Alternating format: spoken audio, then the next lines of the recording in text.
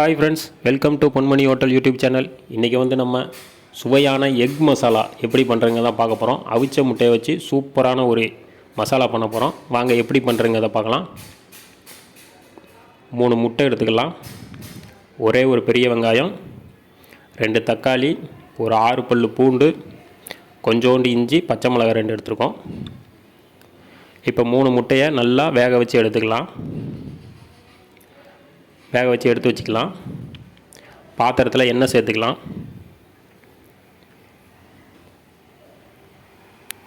கடுகு, சீரகம் 1/2 டீஸ்பூன் ரெண்டும், பச்சை மிளகா 2 பச்சை மிளகா, இஞ்சி பூண்டு நுணுக்கி வச்சுருக்கு, அதையும் சேர்த்து அப்படியே லைட்டாக வதக்கி விட்டுடலாம் ஒரு 5 செகண்டு. இப்போ வெங்காயம் சேர்த்துக்கலாம். வெங்காயம் சேர்த்து நல்லா வதக்கிடலாங்க. இந்த வெங்காயம் வந்து நல்லா வதங்கி வந்தால் தான் இந்த ரெசிபிக்கு சூப்பராக இருக்கும். அதனால் நல்லா வதக்கி எடுத்துக்கிடுவோம். கருவேப்பிலை சேர்த்துக்கலாம். சேர்த்துட்டு வதக்கிடலாம். நல்லா வதங்கி வந்துருச்சு. இந்த டயத்தில் நம்ம வந்து தக்காளி சேர்த்துக்கலாம். தக்காளி சேர்த்து நல்லா வதக்கிடலாம். இந்த ரெசிபி பார்த்திங்கன்னா ஒரு 10 மினிட்ஸில் பண்ணி முடிச்சிடலாங்க.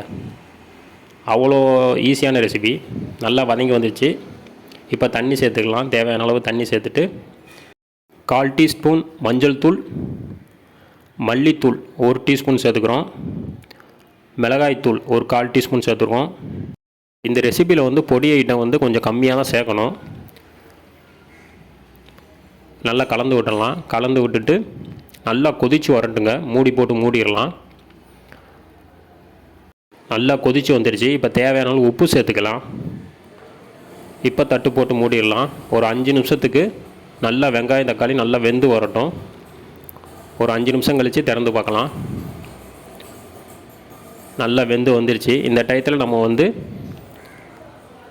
முட்டையை வேக வச்ச பார்த்திங்களா, அதில் இருக்கிற மஞ்சக்குருவை மட்டும் எடுத்து இதில் சேர்த்து நல்லா அப்படியே கலந்து விட்டுறலாம். மஞ்சக்கருவு பிடிக்காதவங்க தக்காளி அரைச்சி ஊற்றி கூட இந்த ரெசிபி பண்ணிக்கலாம். நல்லா அப்படியே கலந்து விட்டுடலாம். கலந்து விட்டோன்னே நம்மளுக்கு நல்லா திக்னஸ்ஸாக இருக்கும். கிரேவி திக்னஸ்ஸாக வந்துடும். நல்லா கலந்து விட்டாச்சு. இப்போ நம்ம வெள்ளைக்கருவை எடுத்து சேர்த்துக்கலாம். இந்த கிரேவி பார்த்திங்கன்னா பூரிக்கெல்லாம் வச்சு சாப்பிடும் போது அவ்வளோ சூப்பராக இருக்குங்க. நம்ம உருளைக்கிழங்கு மசாலா எப்படி வைக்கிறோமோ அதை விட பூரிக்கு வந்து இந்த முட்டை மசாலா வந்து அவ்வளோ டேஸ்ட்டாக இருக்குங்க. நல்லா அப்படியே கலந்து விட்டுறலாம். அவ்வளோதாங்க, சூப்பராக ரெடி ஆயிடுச்சு நம்ம எக் மசாலா. இதில் வந்து மசாலாவும் அதிகம் கிடையாது. எல்லாம் பார்த்தீங்கன்னா எக்கு தான், எல்லாமே அந்த முட்டை தான் எல்லாத்துலேயும் கலந்துருக்கு. அவ்வளோ ஹெல்த்தியான ரெசிபியும் கூடாது. இதை சூப்பராக ரெடி ஆச்சு பாருங்கள்.